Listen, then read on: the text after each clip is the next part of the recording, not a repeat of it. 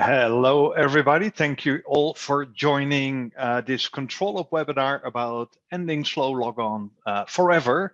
Well, that's at least what we are hoping to help you with.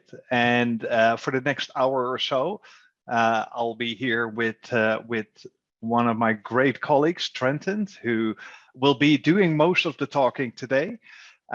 But I will be here to kind of get things started off before I hand it over to Trenton. But before we start looking at some of my slides, I wanted to start with a couple of questions to get you engaged. And so I'm going to add the first question here on the screen. I just want to get a bit of a feel of, our audience who's using ControlUp. And I see many of you are already answering the question. So it's interesting to see. I'm just going to give it just a little bit more time. We have quite a group of people. Some people say that people are tired of virtual webinars, but based on the numbers I see here, that's definitely not true. At least not on this topic. So that's the first question. So let's see. And I just see some answers still coming in. All right, so it looks like we have about 70% of the people here already use ControlUp, and about 30% that are not yet using us. So let's see if we can change that to 100% after today. And let me go to the next question. We actually have multiple products. Many of you probably already know that, but the majority of our customers using our real-time monitoring for VDI and DAS. But I'm curious to see if there's maybe some other products in use by you as well.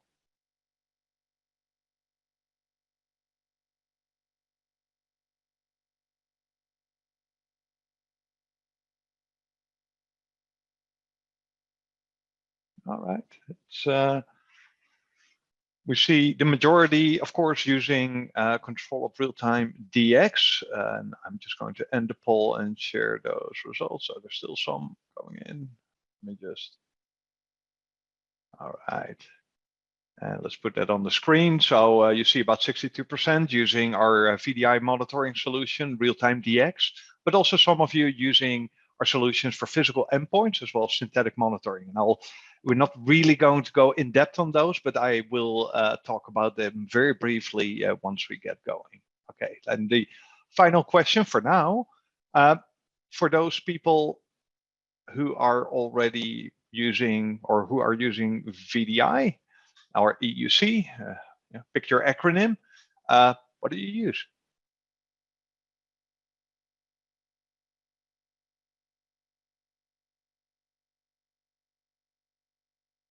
All right, we see maybe not surprisingly, Citrix take the lead there as far as usage, but we see also a solid amount of VMware Horizon users. I'm just going to give it a few more seconds here so that everybody can get their answers in.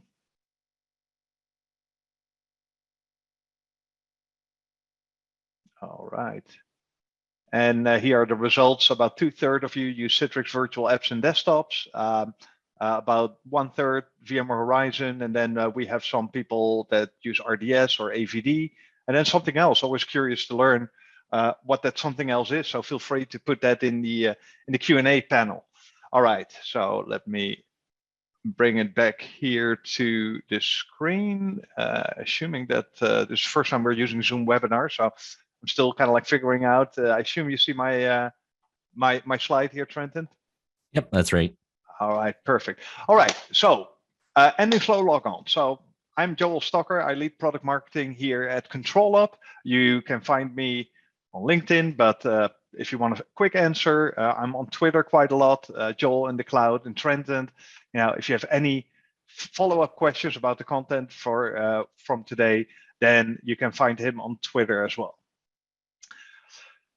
Now, before we're going to talk about slow logons and the analyze logon duration script, I want to briefly talk about ControlUp. And you hear us talk a lot about the digital employee experience. And I just want to kind of like lay out the land on what that means, because DEX is one of those acronyms that we see more and more in the market.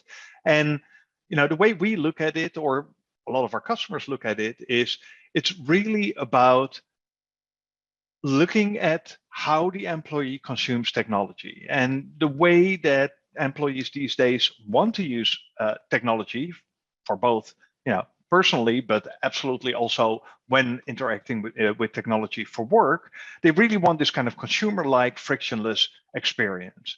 And especially since COVID and a lot of the lockdown started, so 2 years ago, we of course see this massive shift in working either remote, from home, maybe hybrid. A lot of companies are trying to figure out what the best way of doing this is. But there's definitely been a change in how employees want to work, where they want to work, as well as at what times they want to work. It's no longer the kind of like office hours. They basically want to have access to the tools they need to do their job whenever they want to do that. On the other end, we have the IT teams, and we have our applications, our productivity applications, the tools we deliver to our employees to do their jobs. But that also has changed, because it's no longer just the tools that I need to do my job. It's also being able to connect with work. The virtual water cooler, I sometimes call it. Right? If I used to go into the office, I could run into colleagues in in the cafeteria or around the water cooler. That seems to be a very American thing. I'm from Europe myself, but those ways of connecting with work and connecting with my colleagues and peers has been replaced with digital ways, for example, over Zoom, or virtual happy hours and things like that. So we need to make sure that as IT teams, we really understand and really have insights in if we are actually meeting the needs and the expectations of the employees. And this is exactly what DEX tries to solve. So digital employee experience management tools basically measure, as well as gives you the tools to improve the digital experience, which is about the interaction between the employee and the technology they use for work. And when you look at ControlUp's DEX management platform, we do that across different work styles. So no matter if you use physical endpoints, if you use VDI and DAS, which, as you indicated in the poll, many of you do, if you do this through SaaS and web applications, or if you use unified communications tools like Zoom and Teams, or a combination of these, which in my daily job, I use all of these. We want to make sure that we give both insights into how the employee is feeling about these technologies through tracking of user sentiment. We bring in data from where they work, for example, their local Wi-Fi, their local internet service provider connectivity, and we combine that with the monitoring and testing of the technologies they use. No matter if it's SaaS applications, their physical endpoint, VDI with Citrix, VDI with VMware Horizon. We bring all this data together across performance, usage, availability, and configuration, and bring that together in what we refer to as the digital employee experience fabric. So this is the ControlUp Cloud, and this is where we do the analysis of the data. We allow IT teams to correlate the information, because if I'm using, for example, today, Zoom Webinar, right? I'm using the Zoom app on my physical endpoint, but I'm also using the Zoom service. So there's all these things that could impact my digital experience. So being able to correlate between these different elements is critical.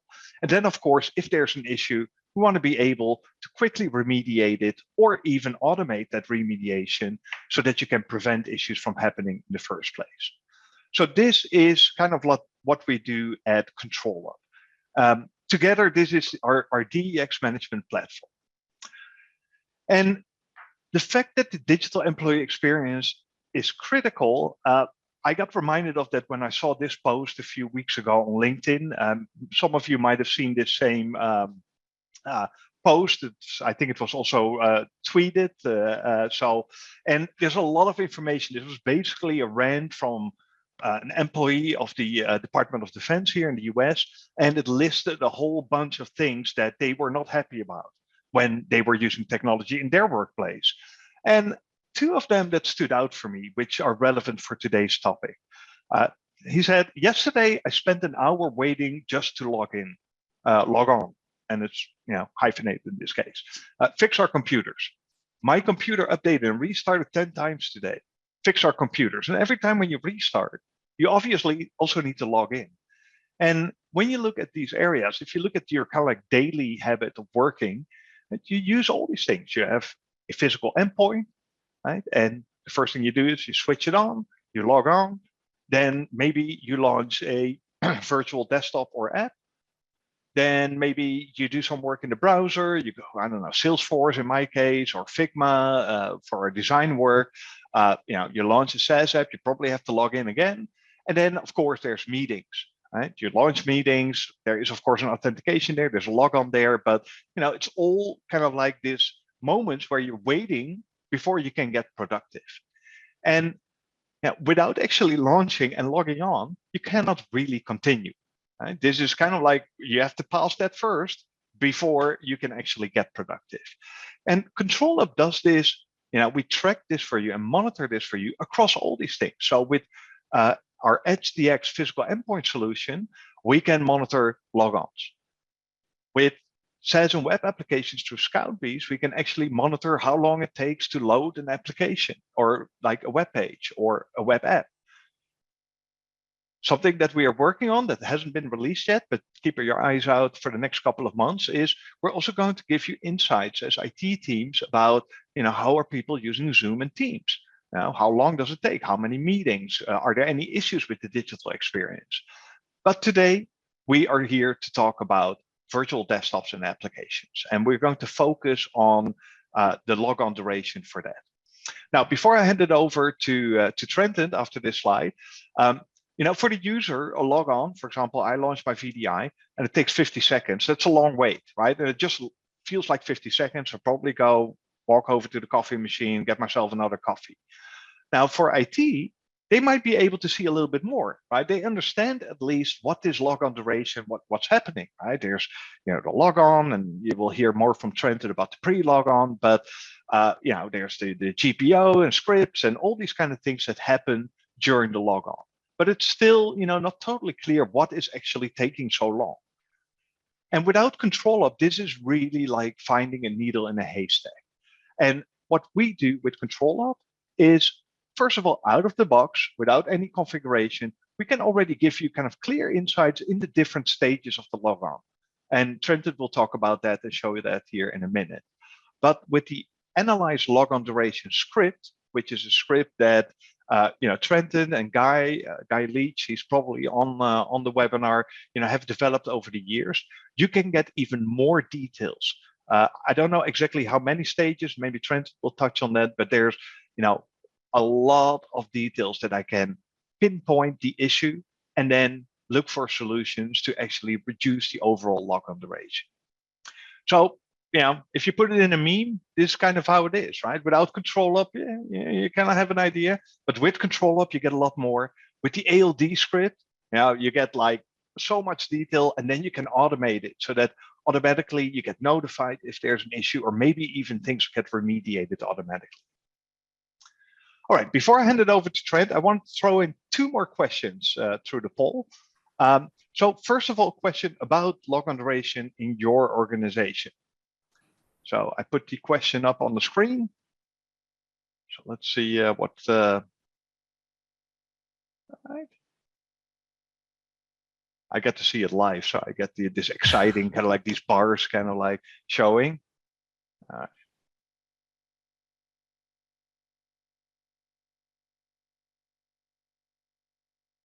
right, let's give it another few seconds. It's also for me to see if people are paying attention. All right, here we go. So here we go, the results. So it seems that the majority of you have an average logon between 30 and 60 seconds, but there's definitely a great chunk over 60 seconds, which is quite a bit, and maybe it's needed, but let's see if we can help you today in driving that number down. And then the last question before I give it to you, Trenton, is the question about, do you get some pressure from your employees, from your users, or maybe from IT management about resolving this or bringing it down at least? It's interesting. I mean, we have quite a couple of people on this call, so I kind of know the answer already. Because if it wasn't a problem, you probably would be less interested in this webinar. And let me just pull up the results here. So you see 73% of you said yes, 25% of you no, and only 2% not since I started using ControlUp. So let's see if we can do something about that. So Trenton, I'm going to hand it over to you. Let me just stop sharing my screen so you can pick it up from there. Perfect, thanks.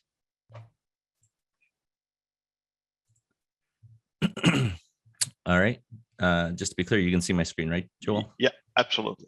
All right, so first thing I want to get into first is just kind of what we offer out of the box with ControlUp. So what we offer is we can offer logon duration metrics straight out of the box once you install ControlUp in your environment. So what I'm looking at here is I'm looking at our ControlUp Solve platform, which is a web-based interface, which essentially aggregates all the metrics from your environment and shows them in near real time. So right off the bat, I'm looking at the dashboard view and I've got user experience selected. So we can see, just some high level logon duration metrics for our entire environment. We can see our average logon duration is 38 seconds, but if I scroll down, we have a built-in dashboard here showing the top 5 slowest ones. And hovering over top, I can see, the different logon durations for these poor users. So even though our average is 38 seconds, we've got some users who are probably bringing that average quite a bit up.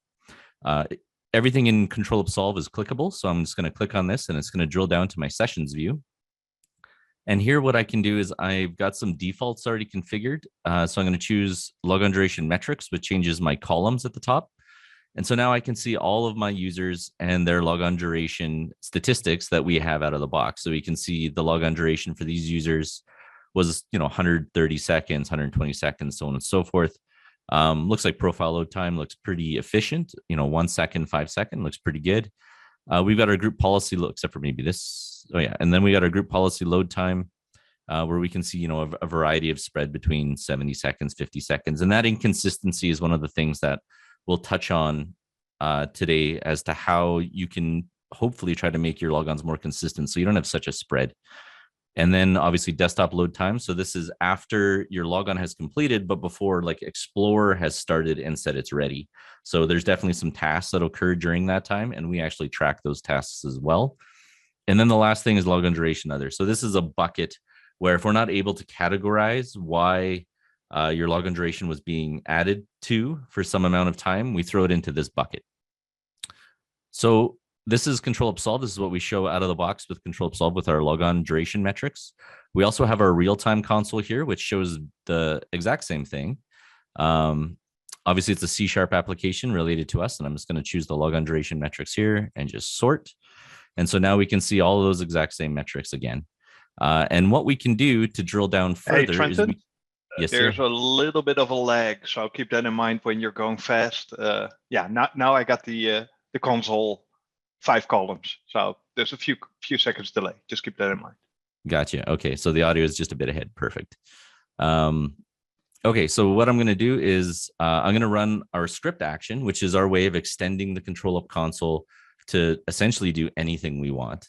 And I can access it through 2 methods. One is I can access it through the virtual expert. That's this little menu icon here that shows up beside the statistic. When I click on it, our virtual expert will say, hey, this is a logon duration column. It's exceeded some threshold. We can see that it's red. And so now I can just go and click on the analyze logon duration and hit OK. And then what we'll see is it'll actually generate our report for us. So I actually have some already opened here, so we can just take a quick look without having to wait for it to get that data. And this is what the analyze logon duration script produces. I'll go over what all of this information is and how you can interpret it and what it means. But for the purposes of this webinar, I just want to highlight some features that we've added since November to the analyze logon duration script action. And that is the WMI filters. So we've added these, the ability to actually look into the WMI filters that are applied to your group policy objects, and we can actually report on them. We did find a very unusual Citrix RSOP stage. So that's a resultant set of policy stage. And I'll go over how we discovered that and what that means for your environment. And potentially this could be a big logon time saver if you're able to recognize that it's causing you some delay as well. And then if I continue to scroll down, we can see another new feature we added. We added the ability to actually look at the individual AppX packages that were loaded during your logon. And I'll go over what that means. And then lastly, we've got some additional tertiary information, which I'll go over in the presentation as well. So I'm going to switch back. And so analyze logon duration script. What is it? So this is a script that, as Joel pointed out, has been developed by ControlUp originally. And then we had the great Guy Leach come into ControlUp as a consultant to help us, jazz it up and make it faster and improve it in various ways. And I'm very fortunate that I work for ControlUp and I'm able to work with Guy Leach and I'm able to work with our customers and I'm able to work on all the technologies that I experience when working with customers and their logon duration issues to add those technologies into the script. And I'll go over what all of those technologies are in a minute, but it's a lot. So let's just go over the anatomy of the output of what we see with analyze logon duration. So the very first thing we see is we have the metadata. So this is things that we now consider important to your logon duration that we can highlight. So obviously the username is really important. We've got the loopback processing mode, and I'll explain why that's important and why we're displaying it here now. RSOP logging, and again, I'll explain why that's important and what the different values are. Obviously client address, name, version, VDA version. Moving on, we next have the summary of the logon. So this is just the high level overall result that this particular logon had X amount of time. And here's where the logon started and the logon ended. And internally, we had some discussion over when does the logon actually start and when should we track when that logon starts? Because there's a pre-logon phase that actually occurs. And based on these phases, I'll actually go over how we actually calculate these phases and how we discovered them. Next is essentially the logon phase. So this is from Windows until the desktop is ready, or potentially the application is launched if you're doing a published app. And we go over as many of the blocking tasks and what they are to give you that information to provide some actionable stuff that you can do. So if we continue to scroll down, we then get the WMI filters. Again, this is a new feature that we added, and I'll go over that in a bit. But this is an exciting one, I think, because this one can really help you reduce your logons, because I was very surprised when I saw how many people still use WMI filtering on their GPOs. And then next, again, the individual AppX packages. And I've got quite a bit later on as to what that means and what we can do to optimize this. Non-blocking tasks. So these are tasks that can start during your logon that can steal CPU cycles away from the blocking tasks. And so the more non-blocking tasks you have here, generally the longer the logon you're going to have, because you just have more things processing. And so you just have less cycles available to actually get through those blocking tasks. We've got the group policy client-side extension processing. So this is one way of us trying to give you the information as to what feature of group policy is consuming the most time in the group policy objects. And the little display below is just essentially another way of visualizing the one up top. We try to do it by GPO. It's not entirely accurate because it's just summing up the durations, but we do have different script actions as well to break down group policy preferences into individual GPOs and how long they took, but it requires some additional logging to be enabled in your environment. And then last, at the very bottom of the script, we will output any warnings or errors that might have occurred that we were able to track. So that way you can take action in your environment to resolve those errors. So whether it's event logs have rolled over, or in this particular example, FSLogix is configured and running, but it's not, or is running, but it's not actually configured. So if we take a step back and we ask ourselves, what is a logon? Brian Madden and Kevin Goodman from 2008 generated this lovely flowchart that shows the phases of a Citrix logon, but in reality, it's pretty close to the same for almost all EUC environments. Every step here is a potential point that can delay your logon, right? It's a crazy flowchart. It's really long, and it's totally true. Anything here, if there's a delay on a file copy or anything like that, reading group policy objects from your domain controller, whatever step that might be, can cause you delays. And it's usually quite hard to identify that when you have all of this mass of information coming at you. So this is where Analyze Logon Duration hopefully comes in and gives you some clarity. So from the perspective of an admin, what we usually see from a logon, or what we define as a logon, is when the user actually enters their credentials, hits that OK button, and then the logon starts. So what we're looking at here is just a very basic Windows 10 logon. And you can see this is fresh out of the box on the fastest hardware that I have available in my lab. And like it's taking like a ridiculous amount of time, right? Like almost there. Okay, it's almost like it's taunting me. And then boom, we're at the desktop. Does it need to be that slow? Absolutely not. So we'll go over how we can optimize that. So I kind of touched on it before. We've got the two phases of the logon. There's kind of a post logon phase that some technologies push, the ability to push settings into. But for the purposes of this webinar and Analyze Logon Duration, we only focus on the pre-logon stage and the logon stage. So what is pre-logon? So from a user perspective, we saw what the admin perspective is. From a user perspective, this is their logon phase. So this is when they click the icon. It starts to do the enumeration of the servers, the server load balancing. It sends you the ICA file. And then in my particular example, I actually need to go click that file because my file type association was broken.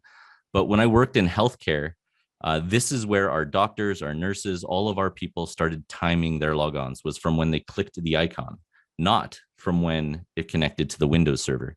And so when they would do their stopwatch timing, they would say, our logons are 12 or 15 or 20 seconds when I'm looking at ControlUp and it says it was 6. And the reason for that is because of this pre-logon phase. So we decided it was important to try to provide that information to administrators as well.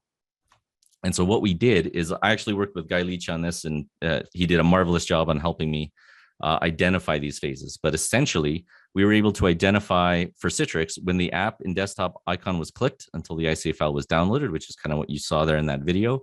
And then when the ICA file was processed by either the WFICA 32.exe or the cdviewer.exe processes. And once it processes that ICA file, it starts the connection. We're actually able to time that as well. We were actually able to find metrics that correlated to that.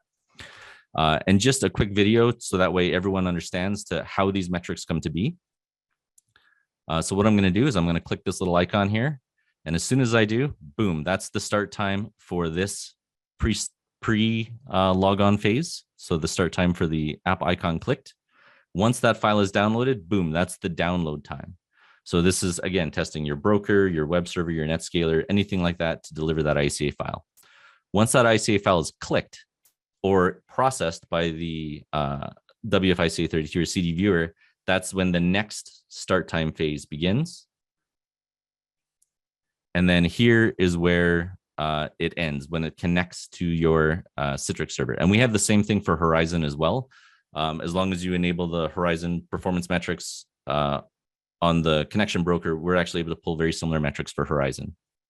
So that's the pre-logon phase.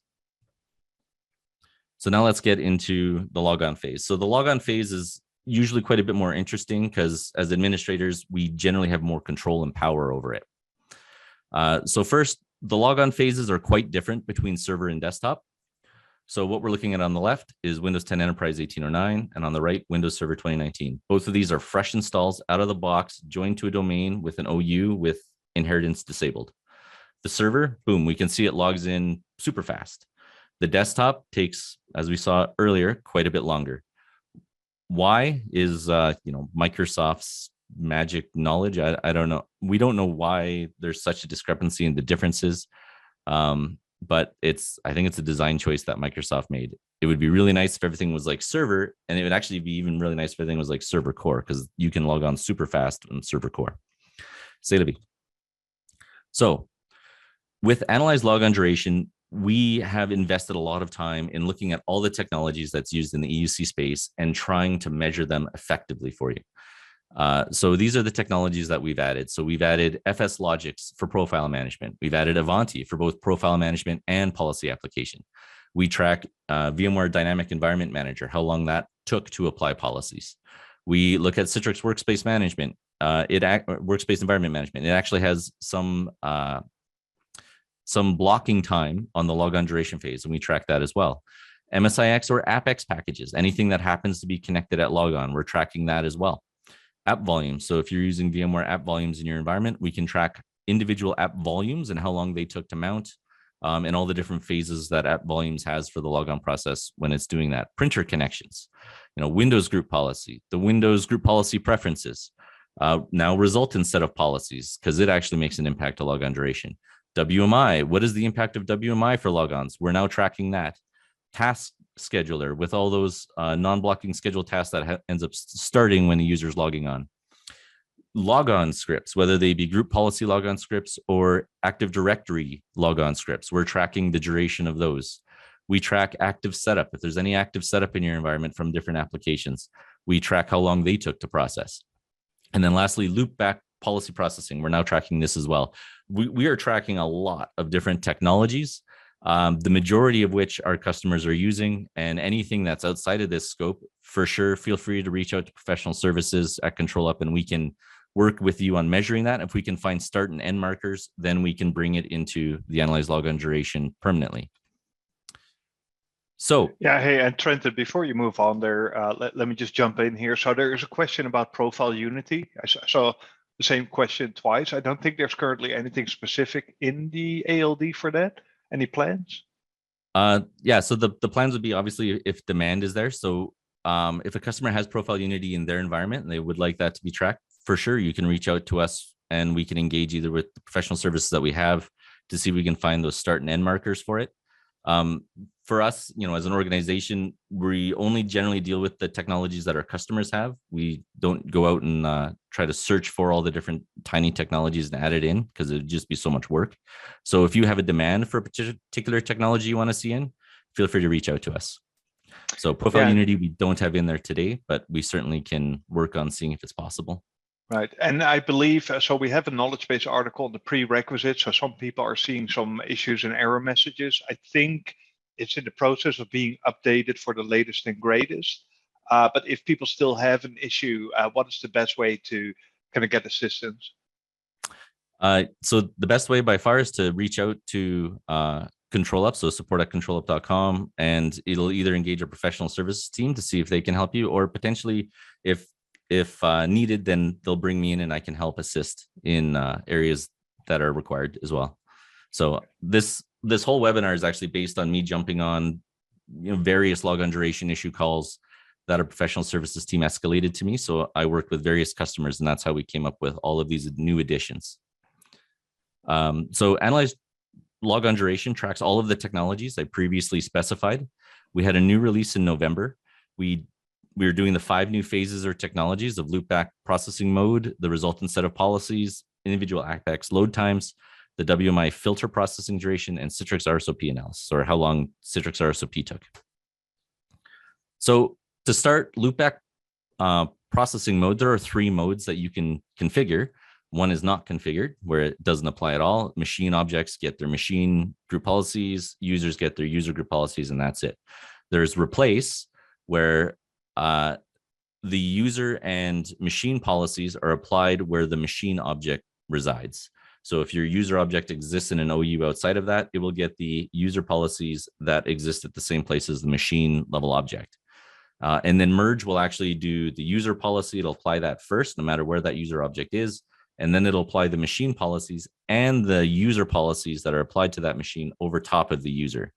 And merge is a challenge because you're actually you could be applying numerous policies for your users. It makes it really inconsistent. And at least in environments that I've witnessed, merge is, unless you have a really good reason for using merge, it's really hard to help narrow down what a logon duration issue might be when you've got all that inconsistency. You know, we test one user here, one user there, one user there. They're all in different OUs. They get different user policies. So it's harder to troubleshoot when you have merge. So we now report back the loopback processing mode in analyze logon duration at the top. And this is so that way when we're doing logon duration analysis, we can see, okay, I can see you're using merge mode. Like, is there a real reason for that? Because we've seen duplicate settings in a user policy on the machine level and the user level. And people just do that sometimes because they don't understand how that merge actually occurs. And they just see that this kind of gives them the result without understanding why. The next is resultant set of policies. So there's two modes that you can do here. You can either have it enabled or disabled.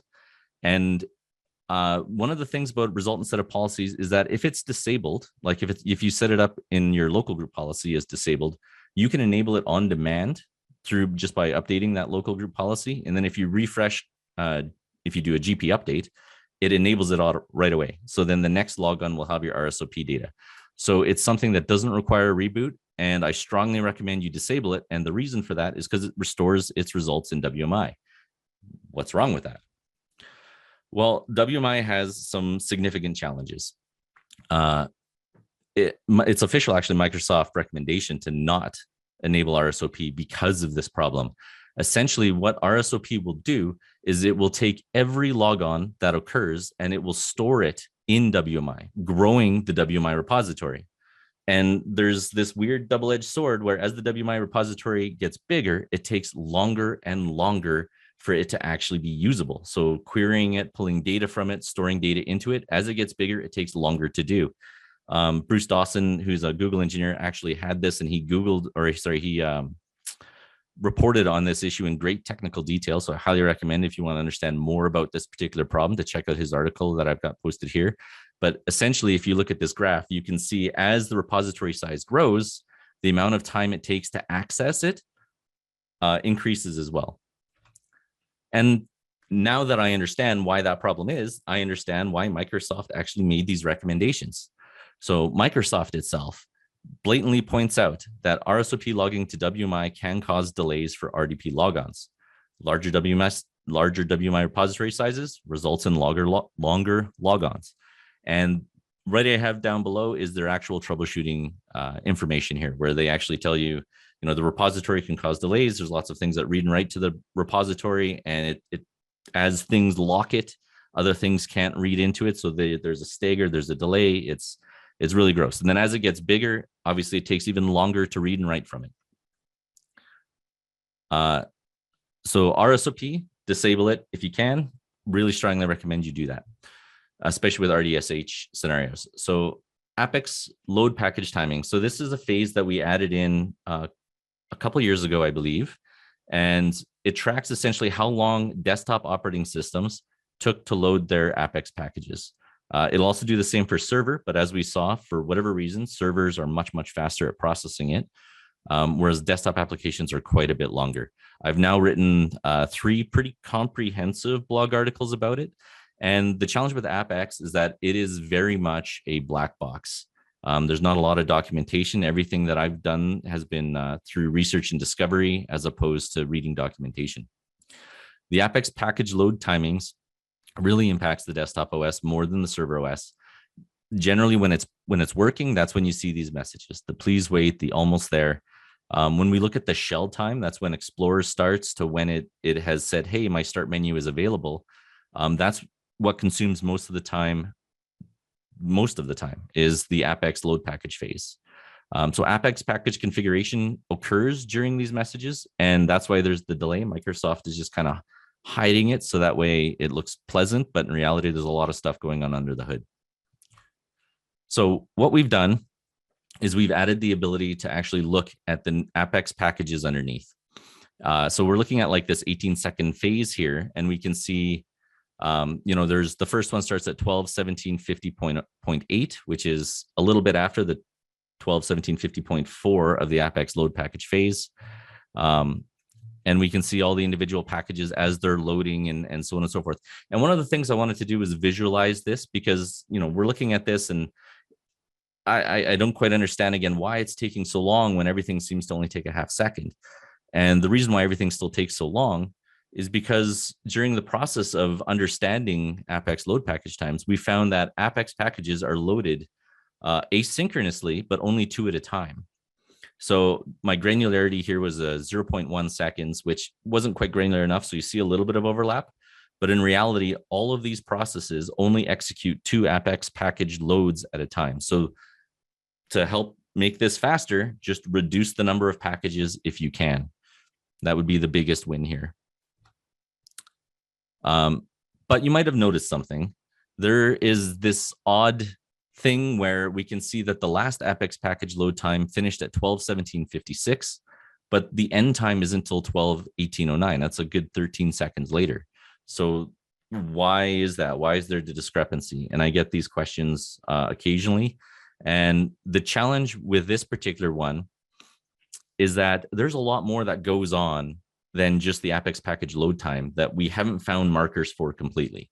So we are able to identify that AppX packages, they've got multiple stages. So after they do the load package, they also do push notification registration. They install the start menu tiles. They enable firewall rules. And then they play the first run animation. Potentially they do more. And unfortunately, at this point in time, I don't have enough information as to what additional things they might do. And again, the documentation for this is sparse, to say the least. But that's what we've been able to discover so far. The biggest optimization you can do for the AppX packages is disabling that first run animation. That whole please wait, almost there, those seem to be fixed animations that occur after the AppX packages are loaded. And it takes like a good 7 to 10 seconds for it to do that fade and then fade out. It's bizarre that Microsoft would do this, but by actually setting this group policy and disabling that show first sign on animation, you can save 7 to 10 seconds in that AppX load package phase. The next is, again, remove as many packages as possible. Microsoft actually has the AppX packages. They have different phases that are tagged within the registry. So they can start at phase 0, phase 1, phase 2, or phase 10 or something like that. And if you can identify the ones that are being used and remove them, or even move them out of that phase, you can potentially make this even faster. But with the caveat being, obviously, of course, really test your environment, because if you do something like disable, the bio enrollment, then things like Windows Hello won't work. I don't know if that's important in your environment, but it might be. So moving on to WMI filters. This one really surprised me.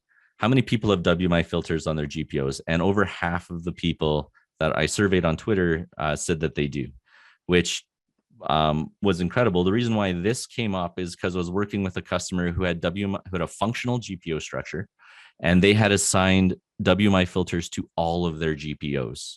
And so what a functional GPO structure is you just take one or two or a few related settings and you create a group policy object for it.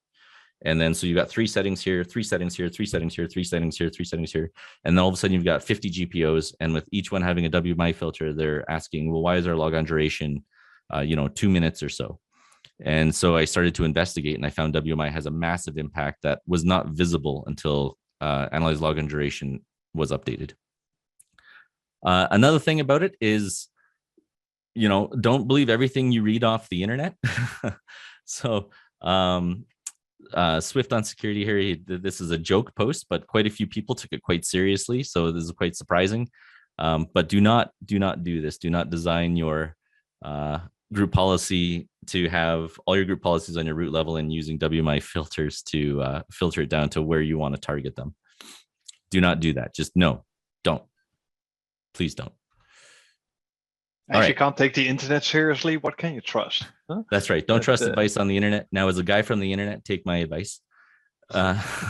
So WMI filter. So we had a few customers that had really long logons. I worked with them on trying to understand why that was. We found a functional group policy structure, as I kind of explained. Each GPO had multiple WMI queries. So you can only have one filter on a GPO. So they had multiple WMI queries, but only one filter. And the analyzed logon duration had reported large gaps in time, and we found the group policy phase was quite long. So this is what, for those unfamiliar with what a WMI filter is, this is an example of a WMI filter with 2 queries in it. So you can see the first one queries the processor to find out if it's 64 bits, and the next one queries to see if it matches some other text. The way that it works as well is that all WMI queries are done from top to bottom. So the first one will execute first. If the second one fails, the third one will not execute, and the group policy object will not be processed or not be applied in your environment. So it's important to understand that there might be failures, and it's important to understand why. And I was very surprised to find people aren't looking for this information. So one particular customer, they had applied multiple group policy objects with various different filters that all had the same settings because they couldn't figure out which one was actually causing it to apply. So they just left them all. And what we found when we were doing this investigation was that there was these two really odd gaps. So we found pretty consistently that there was always these gaps before the FSLogix profile phase or in the user profile phase of the Windows user profile. And they were usually quite similar, but they were large and they always existed. So this gave us the timestamps to actually investigate what these gaps were. So when WMI filters, when you're looking at WMI filters, if I were to put a question out there and I would say, do you understand the WMI filters you're applying in your environment? Did you just Google for the filter, aka I only want to apply it to 64-bit machines, and you found a particular filter and so you copy and pasted it in? What was the impact of that? Not really sure, right? So when we were talking about WMI filters as well, one of the crazy things is that they can actually execute methods. And one of the most common WMI filters that everyone says do not use is the Win32 product, because when you call that to look to see if you have some piece of software installed, it actually executes repair reinstalls on any MSI package that's listed within the add remove programs. And obviously that takes forever, especially if you have a lot of applications. So it's really surprising that WMI queries can actually execute methods outside of the query that you're asking WMI to produce. Previously, impacts of WMI filters used to be impossible to quantify, but we did a lot of work and a lot of investigation on showing the impact of WMI filters because as we are able to identify with some of our customers, it is really, really important because it can really add lots to the logon duration issue. So what we do now is WMI filters are now quantifiable. We can actually give you a duration for how long they took. There was lots of surprising results. For instance, a very common 64-bit filter is this one. So check to see if you're having this in your environment, because what was very surprising is I added a whole bunch of WMI filters when I was doing my testing, and this one consistently had some oddly inconsistent results. I would see 1 second, 2 second, 4 second, 8 seconds when running it across our various servers. And what we found is it takes at least 1 second for this filter to process for each CPU socket you have on your virtual machines. And of course, VMware tends to create virtual machines with lots of sockets and very few cores. So in our case, we would have 8 socket machines with 1 core, and it was taking a minimum of 8 seconds for this to process. So it was a very surprising find. And this is a very common WMI filter that can be causing you a lot of logon pains, especially if you're applying it to multiple group policy objects, which this customer was. So obviously, when you Google for these type of things, you can find tons of advice here, but unless you test and understand what it means, be very careful with what you find on the internet. So this is what our WMI filters, our output now displays now. So I'm going to go over what this display means. So in this particular one, we can see that there's 5 GPOs applied to this logon, and the new output tracks the performance of the individual queries. So we're able to track the query duration, and if the WMI filter returned deny, we're able to return that. And if the WMI query had errors, we put that into the duration column, so that way you have something to Google to understand why we're getting this type of output. So let's just take a quick look closer into this. So ALD will attempt to identify the group policy object that failed. We're able to do that because we can see when that group policy object was being read, and then when the query was being applied, and then whether that query was successful and whether the next group policy object was read. So using that process, we were able to say, okay, if we see this event and then WMI events, it's applying to this group policy object. And thus we make that relation visible in the display here. So the duration column will report on how long the WMI query took to process. The WMI filters will generate errors in the event log that they were successful but return no output. And that's what we use to check to find what the query was. I'm not sure why it's flagged as an error, but it is what it is. There is no start WMI query unless you enable verbose WMI query logging, which has its own set of challenges. But if you do that, then we can actually measure with quite a great precision how long a particular query took. And then the last thing is we pull the query from the event. So the event will actually have the individual query itself, and we just pull that straight from the event and display it here. So the first phase, again, as I was explaining, this is the GPO that we are making visible to you. So you can really see, okay, this query was being applied to this GPO. That's why you see it a couple times, because we saw we could have multiple queries per GPO or per WMI filter. We can see the duration, again, with the error messages, and the start and end times, kind of as I explained them. And then the queries themselves. So all the individual queries, whether they apply to multiple GPOs or whether they apply to the same GPO multiple times or whatever it ends up being, we can look at all of them. So looking at these error ones, so these are the error ones again. So just a quick primer. Here you can see when I was working with this customer, they had this going on in their environment. So they had select star from Win32 reg add or move programs, and it was getting this error message, WBME invalid class. So when you start Googling this, we start finding out Win32 reg add or move programs was actually a new WMI class that was installed with the SMS 2003 agent. So they had set up these group policy objects way back when. They had found this to be a very successful way of applying filtering on it, and then they never removed it.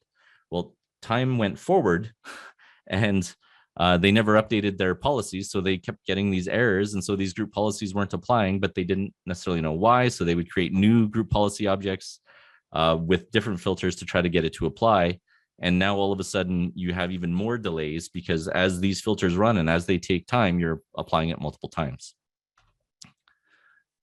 So the next one is you can see the duration for this. And again, this is that address width equals 64.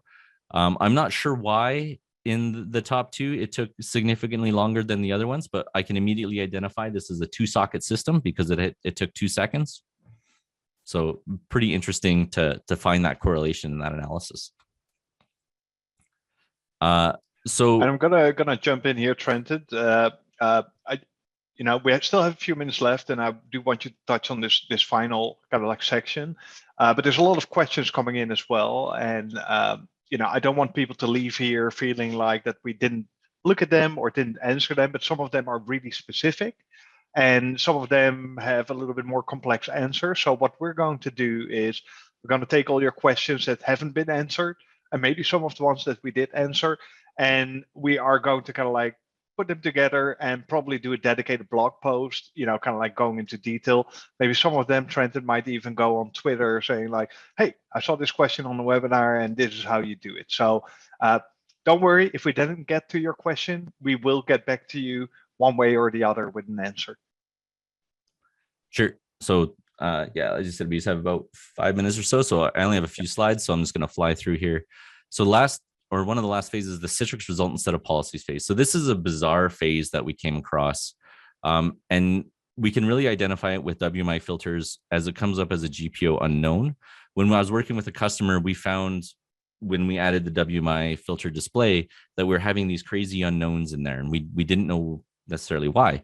What's really bizarre is that the timestamps for these was before the user group policy actually started processing. So what could be happening before the user group policy processing that is querying WMI or is causing the WMI filters to execute? And what we're able to correlate is that the Citrix CSE engine, so this is the Citrix client-side extension engine, would have a user processing start event, which is event 8 at the bottom here.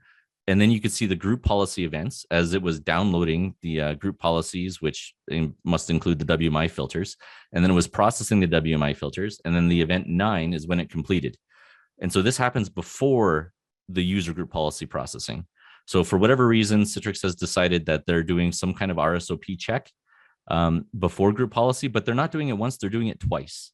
And it's really bizarre because it's the exact same user policy processing. So I'm not sure what's going on here. But we're able to identify it and we're able to put those timestamps here. So here you can see this first Citrix RSOP started at 5.18.2 and then at 52.1. And that correlates to these two WMI filters when they started and when they finished. And then you can see the same thing here with the second Citrix RSOP phase. So again, it applies it twice. If you have WMI filters, you're now applying, your WMI filters like 3 times, twice for Citrix and once for your usual group policy processing. So if they consume any amount of time, it's now 3 times longer. So the Citrix resultant set of policies. So what is the optimization for the Citrix RSOP? And the easy answer is remove all the WMI filters, because there doesn't seem to be a way to prevent Citrix RSOP from running at all. I've looked into it. I've tried to procmon and find out if there was any kind of disable or whatever. There's nothing I could find.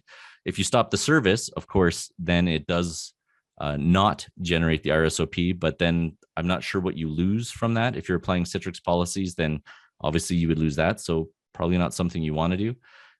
So either remove all WMI filters on all your group policy objects, because the RSOP for Citrix will check all of them, or ensure your WMI filters are at their most performant. So again, I just want to summarize what the optimization summary that I came away with here was: avoid or reduce your WMI filters on your group policy objects, especially if you have Citrix in your environment. Disable resultant set of policies, reduce the number of GPOs. A functional GPO structure, especially when tied with WMI filters, can make your logons exponentially longer. Disable the show first run animation to improve your desktop performance or your logon performance there. Remove as many AppX packages as possible.